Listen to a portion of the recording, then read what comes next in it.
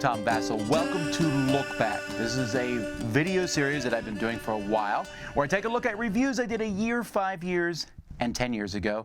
I tell you what I think about the games now, if I think of them at all, and we see what's changed or not. So let's go back a year. This week I reviewed Visitor in Blackwood Grove, which is a cool theme. One kid's an alien and another person's a kid. The alien and kid are communicating back and forth without the scientist, bumping in on it and messing things up. It's a cool idea. Too loosey-goosey of rules for me, though. This deduction game just didn't work. Coral Islands. This is two games, actually. Coral and Islands. One of them slightly better than the other, but neither one is that great. But if you want a box of dice, there's that. Speaking of dice, Divvy Dice. This is a roll and write game, which is super generic. It's actually not roll, it's flip and write, what have you. Or is it roll and write? You know what? It doesn't matter. This one is just fill in columns and rows and things like that. There are so many other games out there that do this better, and it is flip and write, by the way. And the quality of the components is not that good. Flash 8. This is a slide puzzle type game. There's a lot of these games out there. This one has really nice components, and the gameplay is okay. Escape the Room, the Cursed Dollhouse. I really liked going through this one. It sounded like a lot of fun going through and, this spooky dollhouse, and it's an escape room. It's a little dark for kids, I think, and it's really hard. And it's really huge. So there's some negatives here. The escape room, there was parts of it that were very fun, but there were parts that I would never have figured out. I had problems with one of the clues in it. Even showing me how it was done, it still was difficult to do. Last Defense. This is a silly little game for families where you're just defending a town, a speed game of defending a town against giant monsters and squids and stuff like that. Silly cooperative fun. Control. So this game from Pandasaurus is really funky, and honestly, I could drop this one to a 6.5 or up to a 7.5, depending on where I am at any given point. I wish the pieces stuck together slightly better, but it's so weird. You're picking this thing up, this cube, looking around, building stuff around it. It's a neat idea, fun abstract game. Stripes is a very simple abstract strategy game where you're playing cards, trying to match stripes and forming a line. It's kind of Uno-esque in many ways, but I thought there was just something about it that was charming and delightful. Mariposas. It's been a year now since we took a look at this game from Elizabeth Hargrave, who did Wingspan.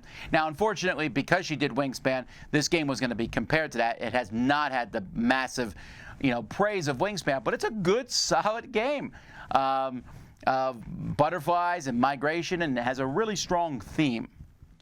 And then Apollo, a game inspired by the NASA moon missions.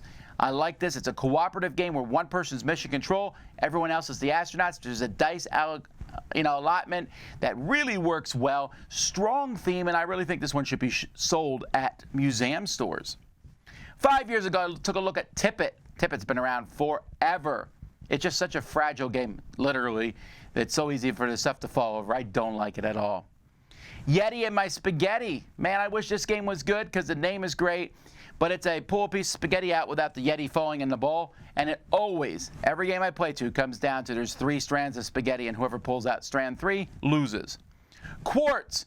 This is a game that's actually been remade twice now into a Friday the 13th game and into a Snow White and the Seven Dwarfs. It's a push your luck game. It's fine. There's just so many other better ones out there.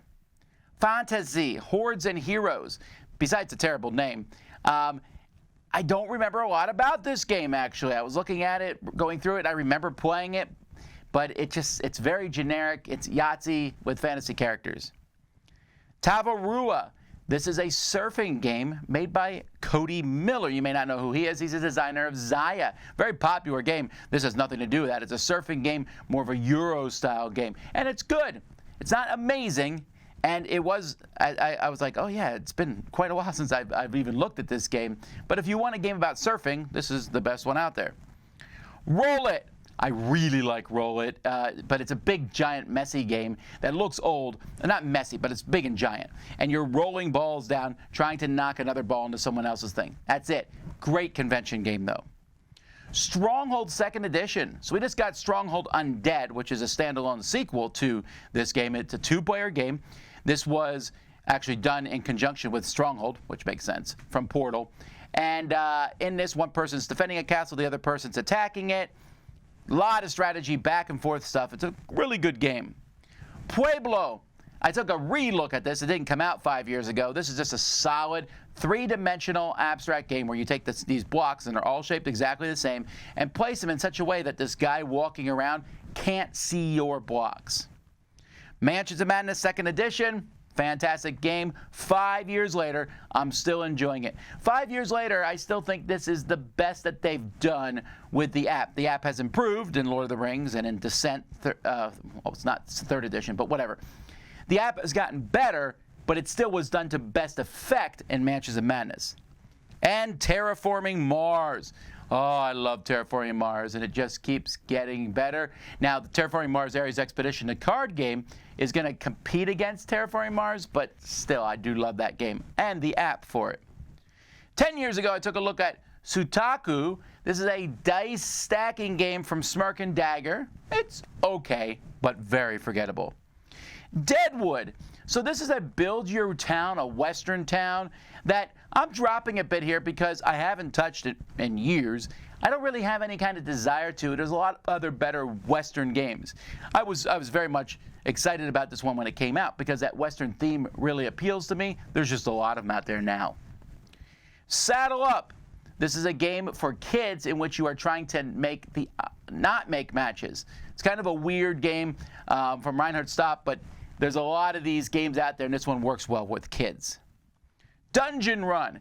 This is the follow-up to Summoner Wars. It's not really the follow-up, but it's the next game that Plaid Hat did. This is game 2 that they ever put out.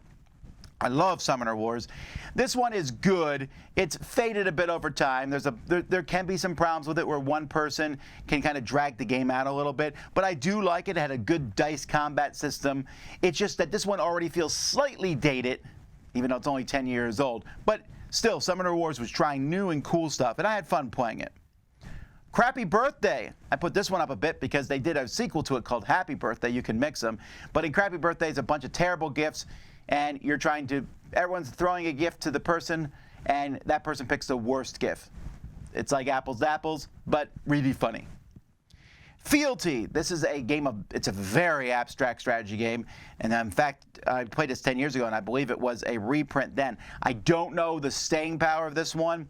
I haven't put it in the Dice Tower library because I don't think anyone will play it, but you're placing things out on the board, and they're going to affect other ones. Very abstract with almost a chess-like feel. And Fauna.